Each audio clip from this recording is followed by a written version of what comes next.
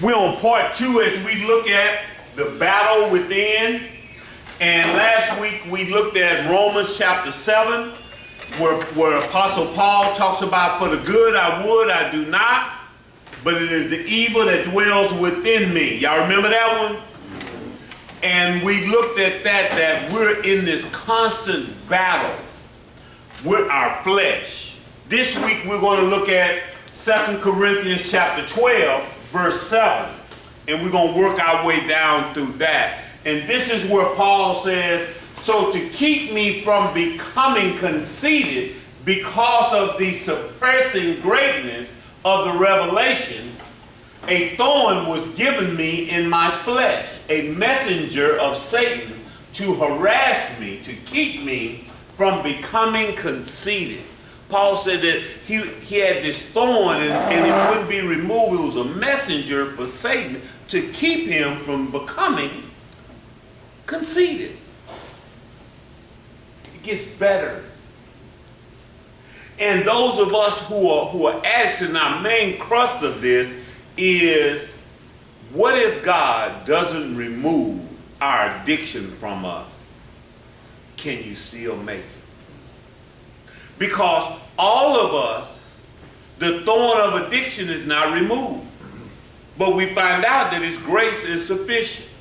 I tell everyone, I've been clean for 26 years. I think about getting high every day.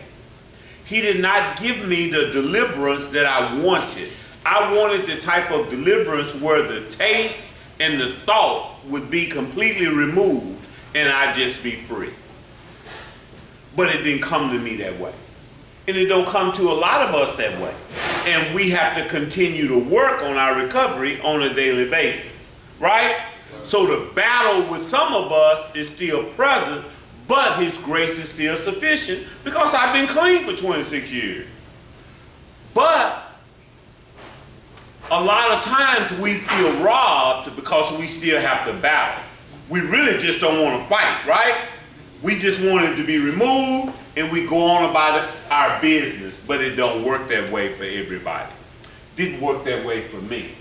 Check this out. It says when the addicted person comes into the fellowship, they have been feeding their flesh with self-will, self-pity, self-seeking, and self-centeredness. In the Big Book of Alcoholics Anonymous, from page 60 to page 62, it uses the word self 13 different times. And we just took out 4 of them to just talk about it. But if you want to look at all 13 of them, just read those 2.5 pages and you'll see it. But addicts are selfish. And we almost don't have the capacity to think about anybody else. And the book says even when we do, it's selfish. You know, when we become where we are thinking about you or telling you it's about you, really we're manipulating you. We want something. We're trying to accomplish something. And then nobody can get on the pity pot more than us. Oh, we some pitiful people, ain't we? Yeah. And it can become real pitiful. Don't nobody love me. I'm just all alone. Self-seeking, self-centeredness. Love this. This is from the 12 by 12 here. It says, above everything, we alcoholics must be rid of this selfishness. We must, or it kills us. God makes that possible. And there often seems no way of entirely ridding ourselves without His aid.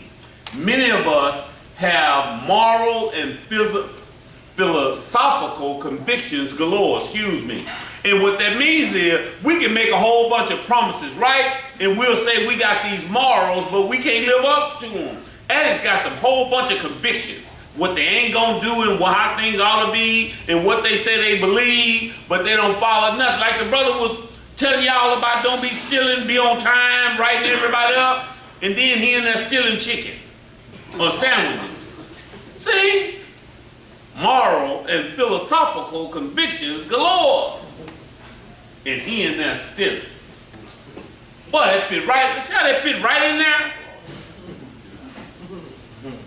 The battle, they ain't looking sad. Now, that's the self-pity. Y'all see what self-pity look like? That's the picture right there. Now, my mama said that he ain't really sorry. He just sorry he got caught. Y'all seen that look before, right? When somebody said they sorry, they ain't really sorry. They just sorry they got caught. Yeah. But we could not live up to them, even though we would have liked to.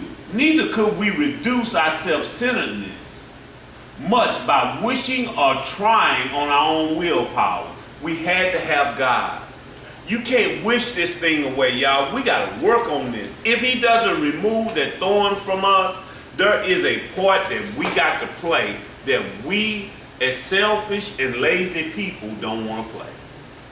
They told me that, Obie, you're going to have to participate in your own recovery. And I didn't want to participate. I just wanted it taken from me. But that part where I got to do something I didn't like. Because I didn't want to go to meetings. You know why? I knew God was able to just poof, and it'd be gone. And I couldn't figure out why he wouldn't do that for me. Y'all got it? And I'm not the only one in here that has that dilemma. I don't have the dilemma of wondering whether or not he's able to deliver me like that. I just don't understand why he wouldn't do it for me. And so I was mad at him for that. Because why wouldn't he give it to me the way I asked for? And somebody helped me and said, Obie, it's because he can't trust you with that kind of deliverance. Because he spares you and delivers you to use you. And if he done that, you would run off and wouldn't do nothing. So no, I wouldn't. It's kind of like the lottery. You know how when we see the sign or the news say the Powerball, $348 million. And we all win in our head, right? And I'm going to give 10% to the church, and I'm going to do that. We just go to spending it, right? And it always starts out with all of the good stuff we going to do. And the charitable stuff. You know, I'm going to build a church. You know, I'm going to build the new houses. And then I'm going to buy me a Bugatti and all that other kind of stuff. You know what I'm saying? But it always starts. Now, y'all believe that we're going to do that? I mean, God don't either. So think about this right here. All of us in here that went around the room and said we were addicts. If God zapped you right now, if I was like Benny Hinn and I just said, whoop, and all y'all pass out, and you got up, and you never thought about using again, would you still go and help other addicts? Would you still go to church? Would you still do that? Or would you go on about your business and start just living your life and act like none of this stuff was a part of your life? What do you think? What do you think, sis? I would help. I would go out and try. Okay. What about you, brother? Probably just go about my life. Go on about your life? Okay. Me too. Her too. That's why she didn't get that kind of deliverance. Because if he could trust us with it, you don't think a loving God would give you that? But what we have to figure out is, and what we will read a little bit later, Paul said he didn't count it as robbery. We rank deliverance. If I get it and I don't have to go to meetings, I don't have to do anything like that, then that's first class deliverance. But if I got to participate and go to meetings, that's second or third class. And we don't like that. And so we don't participate because we don't think we should. That's the real truth. Let me hear it. It says 3 times I pleaded with the Lord about this, that it should leave me. But he said to me, my grace is sufficient for you, for my power is made perfect in weakness. saying that his grace is sufficient, that even though I'm not going to remove it, my grace is enough for you to make it. And a lot of us, we struggle with that because we don't want that grace. We just want it to be removed, it to be gone, and we can go on about our business. It says what to do if God doesn't remove the thorn of addiction from you. The first thing we got to do is trust him. We just got to trust that, you know what? Although I still struggle with this, whatever it is, Lord, I trust you, even if you don't. Secondly, we got to trust the process of recovery. That if I go to meetings, if I work with my sponsor, if I am honest, I will be clean. And even if I'm Obie and struggle for 26 years, still wanting to use, if I don't and his grace holds me, that's enough.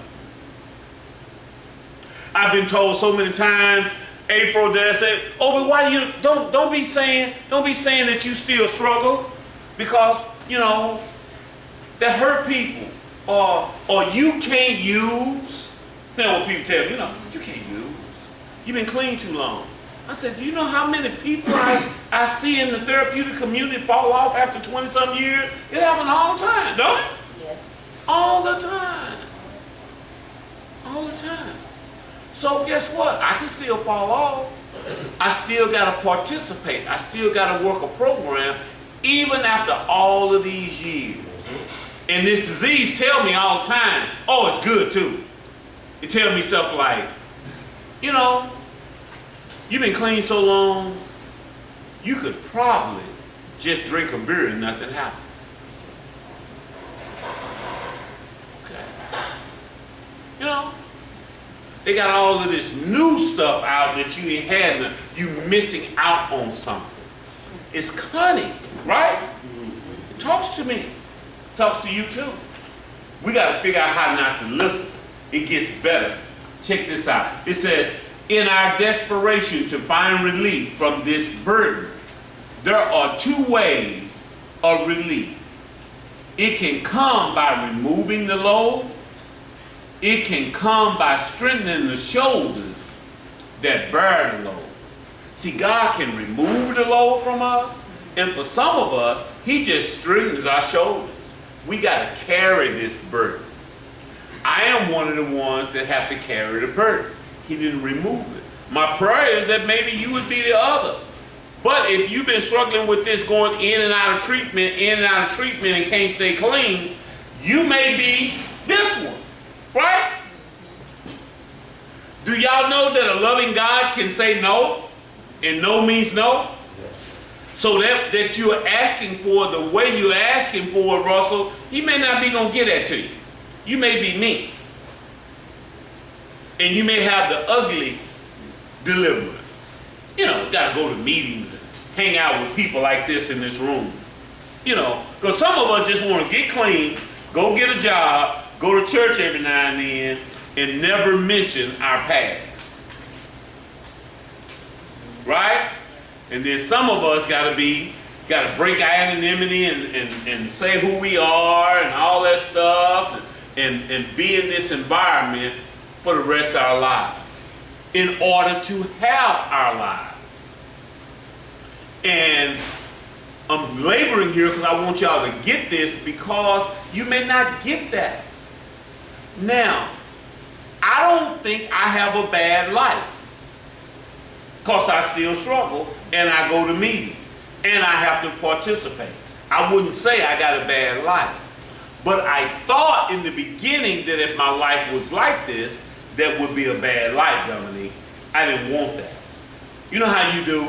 You come in here and you get clean, and you don't go to no meetings and you don't fool with us. But then you keep ending up coming back. That's how we do. You got to figure it out. Is it better to do this on my own, or be forced to do this by keep coming to treatment? I think it's better to do this on your own and go home. It's better. That's why one of the brothers said it is better to visit than to live. You got to come see me and people like me one way or another. You either come see me and leave like these nice people here, or come down here and join the Warren program. They say it's much better to visit. It is. Because they say, you know, like I said last week, I'm the only sane director I've ever met. Yeah.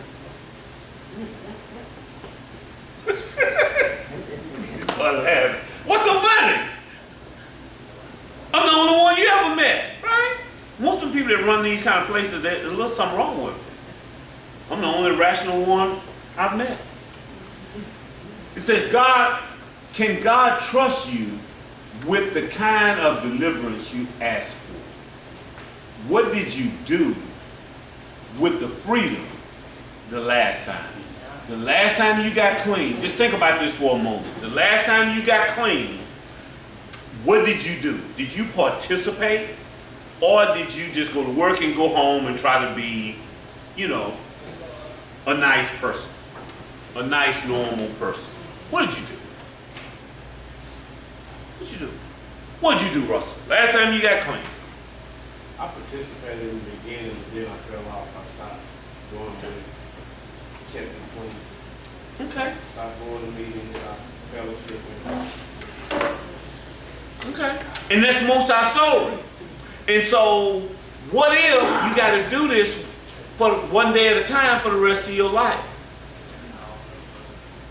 That's what I had to figure out that I had to do.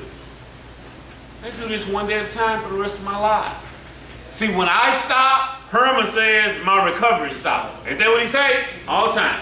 When I stop, my recovery stopped. So I can't stop.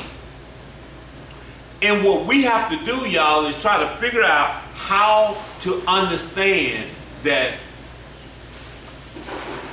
it can be fun doing this. They say this thing is about attraction rather than promotion, right?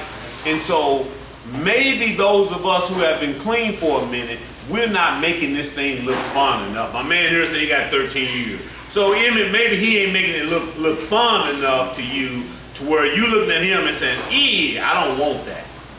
So maybe it's me and his fault. People like me and him who done been clean for a minute, we're not making this thing look attractive enough that you want to participate. Maybe that's what it is, sister. Maybe you're not making this look nice enough. When you come down on Tuesday and teach the women, maybe you're not making this thing look attractive enough.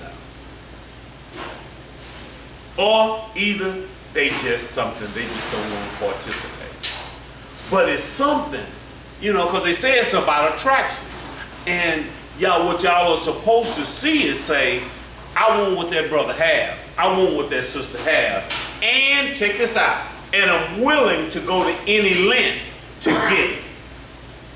And that's the part y'all don't want. Y'all don't want to do the things that we had to do to get our clean time. And consistently. Secondly, did you do what you said you were going to do? You remember all of that stuff we said when we were under the lash of our addiction, and we said, Lord, if you remember that jailhouse, red light prayer you done? Lord, if you get me out of this one, I promise I am going to, and you listed it out too. I'm going to do this, I'm going to do this, I'm going to do this, I'm going to do this. Now, I guarantee you, if I tell that brother, I said, man, all right, if I don't send you to the foundation, what you going to do? He would tell me, I won't steal no more, Mr. Bussey. I won't let nobody else steal. I'm going to do this, this, and this. Right? Because he's just trying to get out of going up there. But do anybody believe that he wouldn't steal no more? What do you think? And we said, we're going to let grace come. Do you believe it? Come on. Yeah, I believe it. Thank you, Ray. You going with it. You want to take that back? No, I don't want to take it back because I believe it. I do believe it. All right, then you go with him. So he going, go and believe it. What are you basing that belief on? The way he talks to me, the way he tries to stay on me about stuff. So the words of encouragement he gives me, I believe he'll be better. He'll be better. It won't be a thief anymore. How many times? See, On page 449, check this out. Check this out. On page 449, it says we're like actors. Yeah. How many times have you came in the house with tears in your eyes and you was better than Denzel and Meryl Streep together and told your wife, I promise you, baby, if you let me back in, I ain't gonna do it no more. I promise you. And you were good too. Well, I take that back. He I'm talking about you. put it like that. Because you done been good before, right? You done been good, man. You done been good. Obie, you don't know I'm tears. Because you done been good before too. And you be like, you know, I got to believe him because the way he said it with so much passion and conviction, I believe it. That's why they say, Sister Ray's shaking her head like, no. Have you been good too? Yeah. Be good, don't it? You be like, okay. That's why they say, you know when the addict's lying and when the lips is moving. Why you do? And what we have to do, y'all, is learn, what we have to know is this right here in all seriousness, that we can't make any more pledges and promises. You know, it is now time for amends. It is 3 types of amends. There are verbal amends, they all gone. Nobody want to hear that crap. It's financial amends and living amends. And the main one that we got to do is the living amends. We just got to live some of that stuff down. And we don't get to determine how long it's going to take. The person that we hurt get to determine that. You see what I'm saying? And so we got to live it down. And so when she's mad and going through and all that kind of stuff, you got to allow her opportunity to relapse too. Because family members relapse too. Y'all know that? And she's going to be a chronic relapser just like you were. Not on purpose.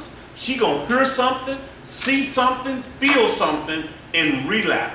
How do family members relapse? You get the full reaction just like the last time you done something. And you were just late or whatever the case may be, and you come in, she crying and throwing stuff and hollering. You like, what's wrong? I tell you, I ain't going through this no more. And you be like, I just stopped by the store. Well, you should have called, because that little 5 minutes of where you were late sends her back into remembrance the last time you didn't come home or whatever the case may be. So they fall off too. And it's hard for us to take. We don't think they should fall off. Right? Right. Because what we say is, I don't apologize. I shouldn't have to hear about this no more. Now, I ain't going to just keep being beat up. But I done drugged you for 10, 15, 20 years, but I shouldn't have to hear about this but for 2 weeks. And you ought to be over it by now. That's what we say. Yeah. You ought to be over that by now. I ain't going to keep hearing about that. That's crazy, y'all. But family members fall off too. Says, therefore, I will boast all the more gladly of my weakness. What he's saying is he will boast in his weakness, so I can say, I can boast that I'm an addict, but God's grace is sufficient. So I ain't got to be ashamed of that. I can boast in that, because when I share my truth, it lets people see how good God has been to me. I'm not ashamed anymore. Really, me being an addict and being a great recovering addict shows God's grace and mercy. Because it lets the world know that people can suffer from this thing and get clean and not have to suffer. Because I didn't know people could get clean and stay clean. All the people I had been around that was addicts, they stayed addicts. And when I came into the therapeutic community and I seen addicts that got clean and stayed clean, I was like, wow, it can be done. So that's why I do this. That's why God has you, and you got to be, every time the hand of the fellowship reaches out, you got to be duty bound to grab it. I believe in my anonymity. I don't go and tell people that I'm an addict. I don't do that. But when I see somebody struggling, I tell them my story. That's how it works for me. It says, insults and hardship, persecution and calamity, for I am weak, then I am strong. Check this out. We're almost through. It says, God tests you so he can use you. He tests you so he can use you. There is nothing that you would want to be on. I was watching something the other night. I started to show these videos of these new roller coasters and stuff. They got some roller coasters and stuff that's so scary looking today. Now, would none of us get on one of those if it hadn't been tested? We probably ain't going to get on it even when it's tested, right? But somebody need to get on there first, and a whole bunch of them first before I get on there. I forget this one that I love watching these videos. It's this ride in Florida. I can't think of the name of it. But anyway, it takes these people way up and drops. Yeah. And they had, The cliffhanger. Yeah, it's called something else. But anyway, boy, they be passing out and all that kind of stuff. You know, it's been tested. I still don't want to get on. That's it, the slingshot. That's what it's called. The slingshot. Oh, you pass out. Oh, it's funny. If you ain't never watched none of them videos, Google it. The slingshot. Boy, you see them people? Oh, it's the funniest thing. Even that chair you sitting in, it's been tested. God will not use you if you don't test you. That wouldn't be love for him to give you everything you want back and you haven't been tested. Check this out. I wrote, Satan tempts you so he can take you out. That's what he does. He tempts. God tests. It said we can tell the difference between test and temptation by how we respond to them. See, it can be the same situation. It's just according to how you respond, whether or not it was a temptation or a test. Now, I was telling the guys I went for Father's Day, went to one of my wife's relatives had a housewarming gift. And they had, and the guy's a dentist, and you know, life is good for him. So they had some new Hennessy, some $200 a bottle, they said. And they had some Cuban cigars. And I used to smoke cigars, I done quit smoking now. But I have never had premium Hennessy and a Cuban cigar at the same time. They tell me it's nothing better. You know, that's some good stuff they say. You know, you just kind of do it like that and you smell it, let it wet the palate so your mouth. I see them do it. Then they smoke their Cuban cigar. And I said, no. Come on, cuz.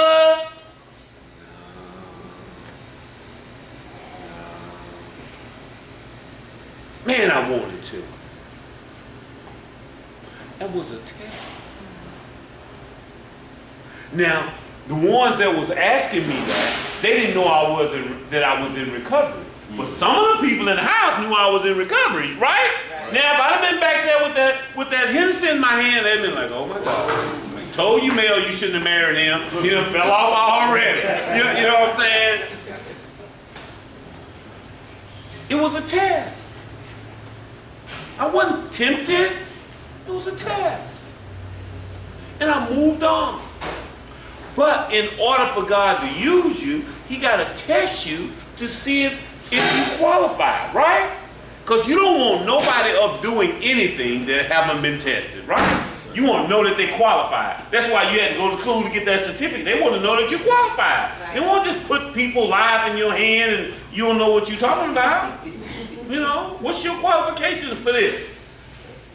And so that's what we have to understand, is that if we're going to be clean, we shouldn't even want to feel you shouldn't want to go home before you're tested. Russell, you shouldn't want to go home before you're tested. Why would I put myself back in the hands of my family and I ain't been tested? That's not love, right? You need to say, whoa, let me hold up. let me walk this thing out for a minute before I come back home, because I don't want to hurt y'all before I'm ready. I need to know that I'm ready so that I don't hurt y'all no more. I need to be tested first. I need to go through some things. That's why we send that brother to the foundation. We're going to see jail didn't happen. We're going to see if him walking up that street to the foundation in 100-degree weather, we're tested. We'll see if he come back. Then maybe you'll think about not stealing from us no more.